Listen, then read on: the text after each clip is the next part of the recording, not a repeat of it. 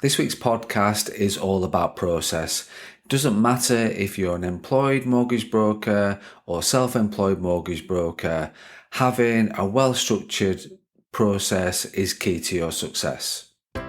You're listening to the Mortgage Broker Broadcast with me, Craig Skelton, the podcast which helps mortgage brokers at all stages of their mortgage broking career. Welcome back to the Mortgage Broker Broadcast. This week's podcast is all about process. For me, the key to the success of a mortgage broker, of being a mortgage broker, is all about process. Having a process helps create habits, and if it's habitual, it's far more likely to happen. There's less friction, and less friction means it will get done. It also creates structure to ensure that the client's experience, the client's journey, and the service they receive is 5-star. So what I want to do is sort of strip it back and just to give an overview of what a process could look like as a mortgage broker. You might have a process already that works for you, then that's great. Or you might not have one, and there are brokers that I do talk to that have a process. The brokers that I talk to that don't have a process. And so what I'm saying is that I'm going to go through my process and what I would do. However, I'm not sort of saying this is the only process and this is the only way. I'm just giving an overview of what my process looks like. It also, as well, if you've got a process already that works for you and you've got it nailed, then that's really good. But what I'll talk about today is you might think that actually there are tweaks or there might be things that you're missing that you can build into your process. And with everything with a process, it's just about layers. So once you've got the process right and it's well structured for you and it's habitual, just adding in those extra layers won't cause you too much drama and won't cause you too much friction, but it might help and enhance your process. So what I want to do is break it down into 3 sections really. Let's look at when a lead comes in. Let's look at then what happens when we turn that lead into a client.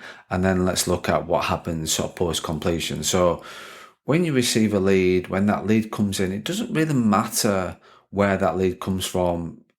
It's understanding and knowing what your process is once you've received that lead. So a lead comes in, it could be from an introducer, it could be from your own social media, it could be something you've generated yourself. It doesn't really matter what happens or where that lead comes from, is what you do now with it that's the important bit. So really, let's look at that lead coming in.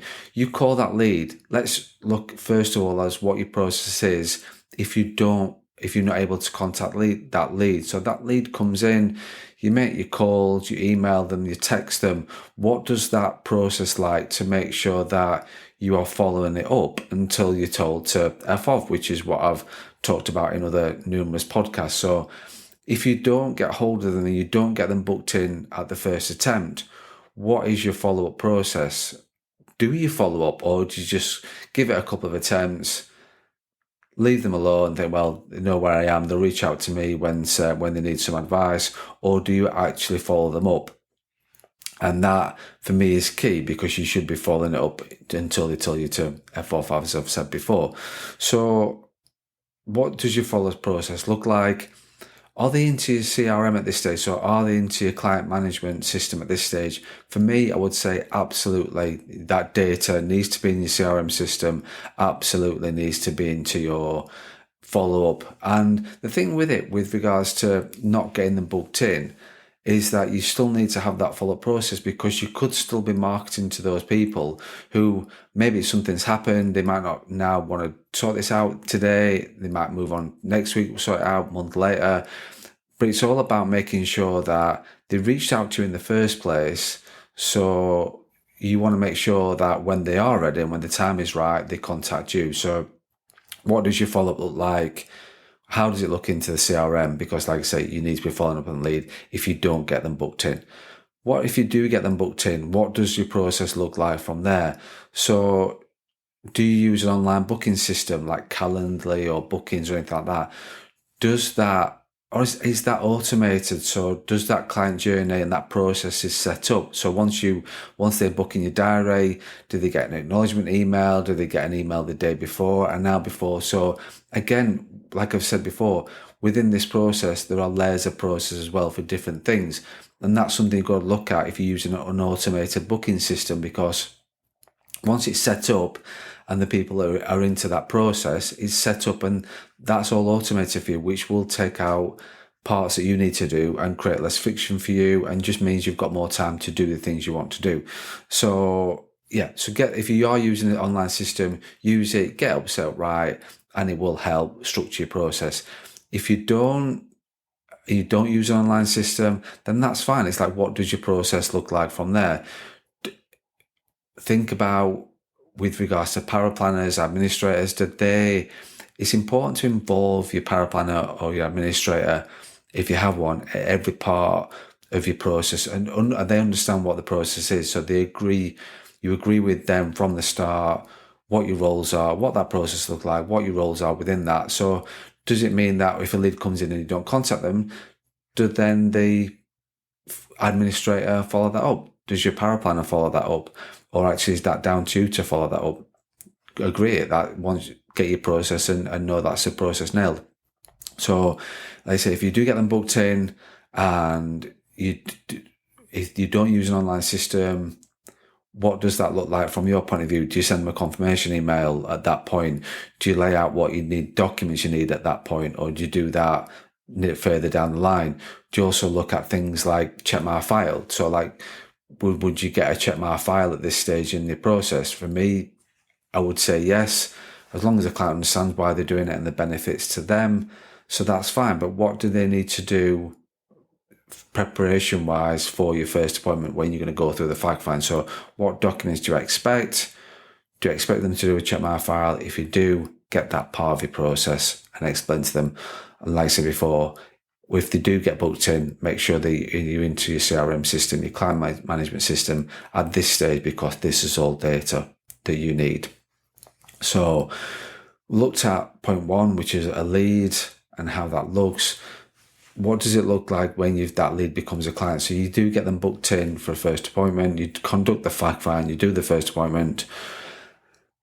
And one thing to remember is that you will follow a process within your fact find, and that will be habitual because you will be doing this all the time, every day, every week. You'll be going through your fact find.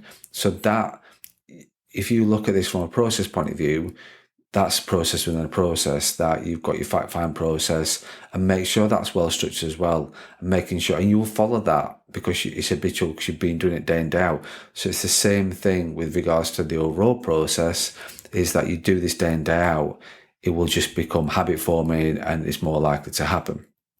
So you do your fact find, what does a post-appointment process look like from there? When do you do your research? How do you do your research? Who does your research? Who feeds back to the client? When do you feed back to the client?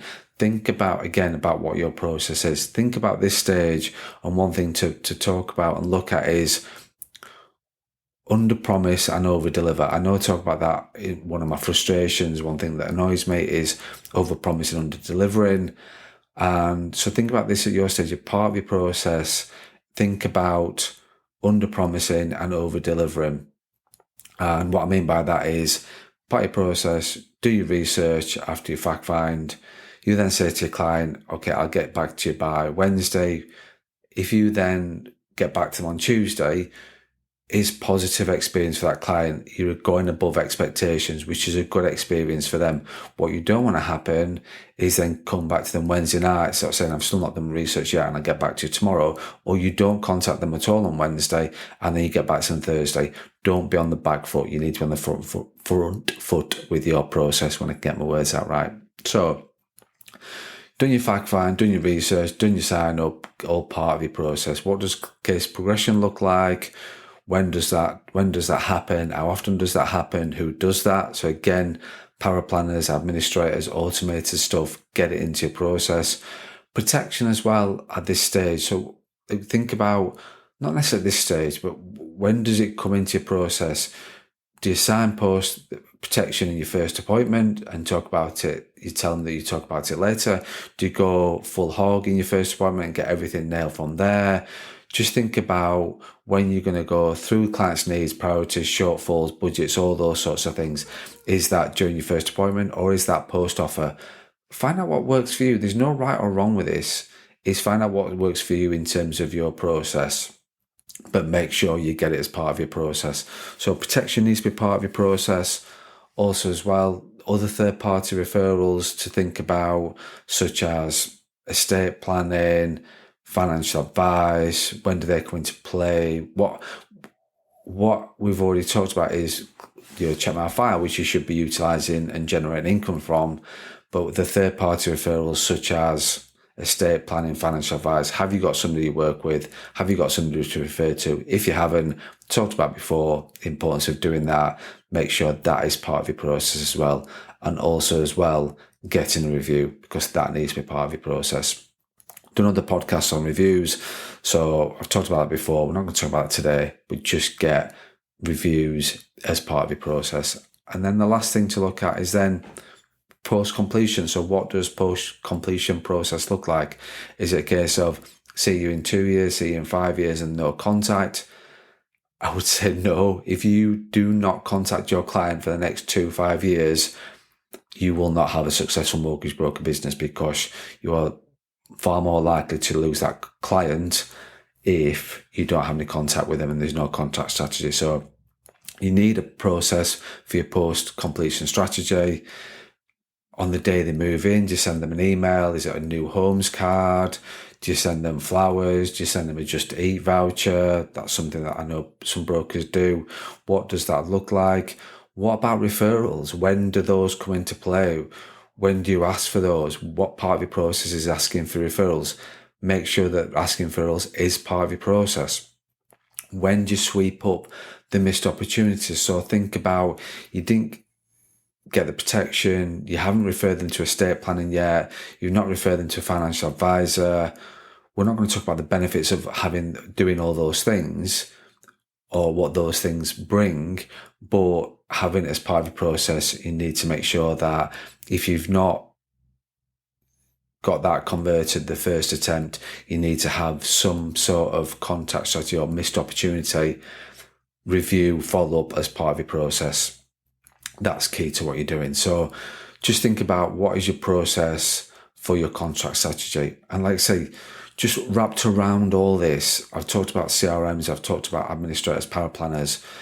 Now, there are CRMs that can help with this. There are client management systems that can help with this. And what I'd say is, if you do have one, use it to its full capability, because you will be able to automate a lot of the process. You'll be able to get a lot of support around the process. So if you've got a CRM, you've got a client management system, make sure that it's set up right to follow what process you want it to follow. And it will just help make sure that you follow your process every single time. Set up your workflows. Can take a bit of time to set up. Once that's set up, it just does it for you automatically. So as soon as you've done one thing, tick that task, it then moves on to the next one. And the workflow helps create habits to then make sure that you follow your process every single time. So like I say, you've got CRMs that can help you do that. What about your administrator or your power planning support? Again, I talked about it. What does that look like in terms of how involved are with the process? How transparent are you with them in terms of the process? Are you working as a team with regards to your process? So agree what process looks like. Work it through with your power planner administrator, who does what when, and it literally is hand off. I've done this, it's now their job. They do that, then they hand it back to you, and just get that process nailed. Because if you've got support, make sure you use it. So just to recap, the 3 things to look at is making sure that you have a process for everything you do, whether that's when a lead comes in, whether that's when you've got a client, or when you've got post-completion and the client's moved in. What does your process look like from that point of view? Making sure that you've got it as part to make sure that you're not missing any opportunities, and also as well, you've got some follow-up with it as well. So just to recap, having a process is key to being a successful mortgage broker.